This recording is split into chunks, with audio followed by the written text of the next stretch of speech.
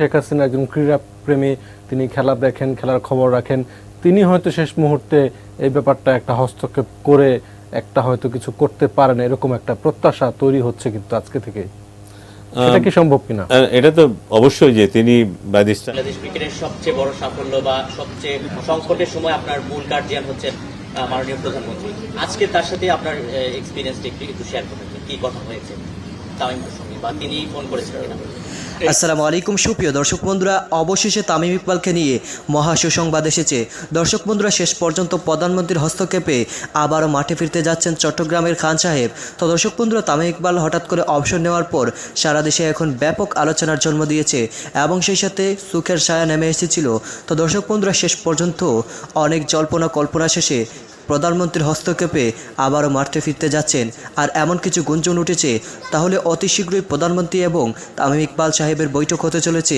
তো দর্শক বন্ধুরা, সেই সকল সম্পর্কে বিসিবি বস নাজমুল হাসান পাপন অত্যন্ত গুরুত্বপূর্ণ কিছু বিষয় জানিয়েছেন এবং সেই সাথে সেই সকল বিষয়গুলোকে কেন্দ্র করে লাইভ টক শোতে অত্যন্ত গুরুত্বপূর্ণ কিছু বিষয় তুলে ধরা হয়েছে। তো দর্শক বন্ধুরা, অবশ্যই ধৈর্য সহকারে এই পুরো ভিডিওটিতে এই সকল বিষয়গুলো পরিপূর্ণ বুঝতে পারবেন। তাহলে কি শেষ পর্যন্ত মাননীয় প্রধানমন্ত্রী শেখ হাসিনার হস্তক্ষেপে আবারও মাঠে ফিরতে যাচ্ছেন চট্টগ্রামের খান সাহেব।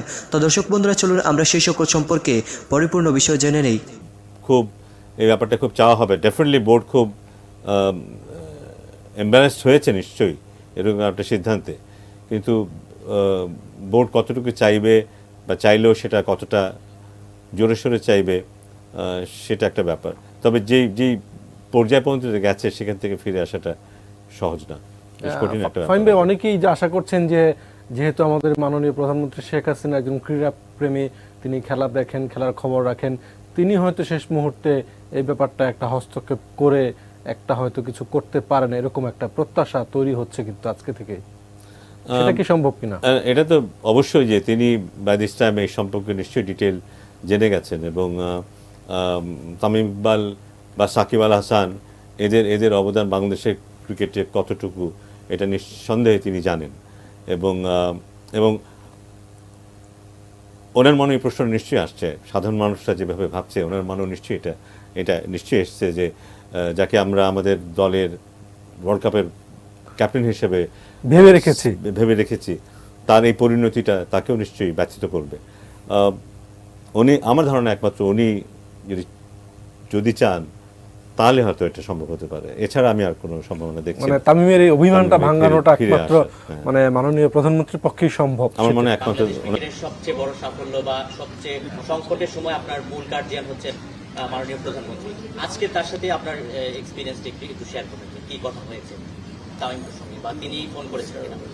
এইটা এখন বলা ঠিক হবে না।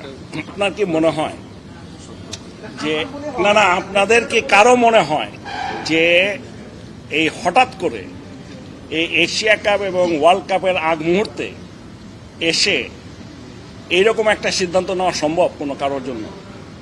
মানে এটা একটা কি ধরনের কথা বলছেন আপনারা, আমি বুঝতেই পারছি না। মানে কে কি বললো সেটা বড় কথা না, আপনারা তো আপনাদের নিজেদের মাইন্ডটাকে কাজে লাগান। সো আমি মনে করি এটা আমার ধারণায় হয়তো ইমোশনাল কোনো একটা সিদ্ধান্ত হয়েছে, যে কারণেই হোক। যদিও সে বলেছে যে এটা একদিন দুই দিনের না, বেশ কিছুদিন ধরে এটা নিয়ে সে চিন্তাভাবনা করে সবার সাথে আলাপ আলোচনা করে এই সিদ্ধান্তটা সে নিয়েছে। কাজে কিছু একটা ফ্যাক্টর তো আছেই, সেই ফ্যাক্টরগুলো যদি জানতে পারি, আমার মনে হয় খালি এবারের জন্য না, তামিম ইকবাল ইস্যু না, কিন্তু সামনে ক্রিকেট বোর্ডের জন্য এটা ভালো হবে যদি জানতে পারি। এবং সাথে সাথে এও আশা করি যে আমি যেটা বলেছি যে ওকে এখনো অত্যন্ত গুরুত্বপূর্ণ এবং দরকার আমাদের ওডিআই টিমে, এই কথাটায় ও যদি ওর সিদ্ধান্ত পরিবর্তন করে তাহলে আমি খুশি হব এবং আমরা সেটার জন্য অপেক্ষা করছি। যেহেতু এখন একটা সিরিজ চলছে, এখন লিডারশিপ শূন্য তো নিশ্চয়ই টিম থাকবে না, তো এখন আপনারা নিশ্চয়ই একটা ইমিডিয়েট একটা ডিসিশন বা নিশ্চয়ই নিয়েছেন যে কে দলটাকে রান করবে, যেহেতু এখনো কোনো রেসপন্স পাচ্ছেন না। শোনেন, আপনাকে আমি বলে দিই, আমাদের কাছে এখন পর্যন্ত ক্যাপ্টেন ওডিআইয়ের হচ্ছে তামিম ইকবাল, এখন পর্যন্ত আমাদের কাছে সেটাই আছে, ঠিক আছে?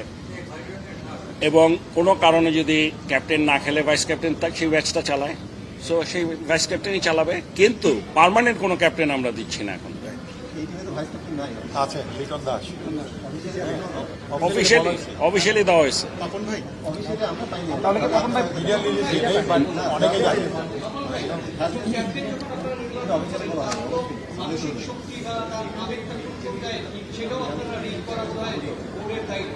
সেক্ষেত্রে এমন একজন আবেগী ক্যাপ্টেন যে আগে ছিল মুশফিক, এখন তামিম ইকবাল ক্যাপ্টেন আমরা দেখলাম ওয়ার্ল্ড কাপ বা বড় টুর্নামেন্ট যদি খেলতে যেতে হয় মানসিক যে শক্তিটা লাগে আমাদের প্লেয়ারদের মধ্যে সেই শক্তিটা কি কম, একটু বেশি আবেগে আমরা? এটা বলতে পারবো না, এটা বলা মুশকিল। বাট আমাকে যদি জিজ্ঞেস করেন, আমার কাছে এখনো মনে হয় আমাদের বিশ্বকাপের জন্য, এশিয়া কাপের জন্য Tamim is the right choice as a captain. এই লাস্ট বিসিবি যদি কালকে আপনি বলছিলেন নাফিস ইকবালকে আপনি মেসেজ পাঠিয়েছেন, ওয়েট করছেন, যদি কালকেও না আসে সিদ্ধান্তটা তামিমের কাছ থেকে অত রেসপন্স পেলেন না, সেই ক্ষেত্রে আসলে বিসিবি কি করবে? আরে এখন এটা আগেই বলে দেবো আপনাদেরকে কি করব। আপনাদের একটা প্ল্যান আছে নিশ্চয়ই, প্ল্যান এ? না, এরকম কোনো প্ল্যান নাই। আমাদের প্ল্যান হলো আমরা চাচ্ছি ওর সিদ্ধান্তটা পরিবর্তন করে ফেরত আসুন, আমরা এটাই চাই। অ্যান্ড এটা না করলে তখন আমরা বসে সিদ্ধান্ত নিব কি করব। মানে এখন আগেই আমি যদি সিদ্ধান্তই নিয়ে নিই তাহলে আর লাভ কি বসে থেকে। হ্যাঁ, কেউ ক্যাপ্টেন নাই তো, যে ভাইস ক্যাপ্টেন আছে সে চালাবে সব সময় যা হয়। সিদ্ধান্ত আপাতত বিসিবি গ্রহণ করেনি, এরকম কিছু কি সিদ্ধান্ত গ্রহণ করার মতো কোনো পরিস্থিতিও সৃষ্টি হয়নি। ও আমাদের কাছে রিজাইন করেনি তো। বাবুল ভাই, আপনি সবসময় আমাদের কাছে শেয়ার করেন বিষয়টা যে বাংলাদেশ ক্রিকেটের সবচেয়ে বড় সাফল্য বা সবচেয়ে সংকটের সময় আপনার মূল গার্জিয়ান হচ্ছেন মাননীয় প্রধানমন্ত্রী। আজকে তার সাথে আপনার এক্সপিরিয়েন্সটা একটু শেয়ার করবেন, কি কথা হয়েছে তামিমের সঙ্গে, বা তিনি ফোন করেছেন কিনা? এইটা এখন বলা ঠিক হবে না।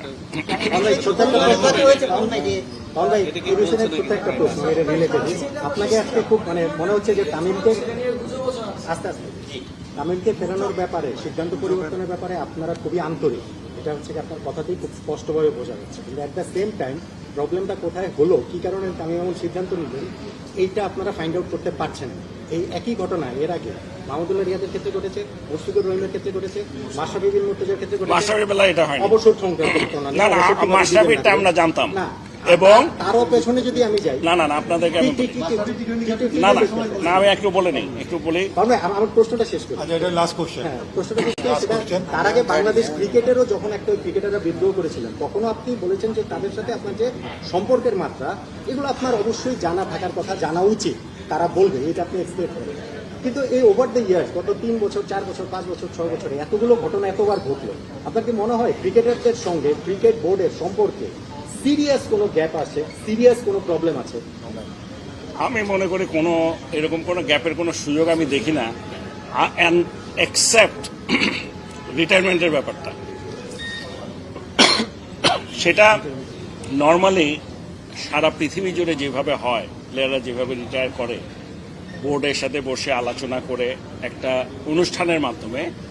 আমাদের এখন পর্যন্ত যেটা দেখেছি, এই তিনোটা ক্ষেত্রে আমরা দেখেছি, মাশরাফিটা আমরা জানতাম, আমরা আগে অ্যানাউন্স করেছি এবং ওখানে আমরা গিয়েছি।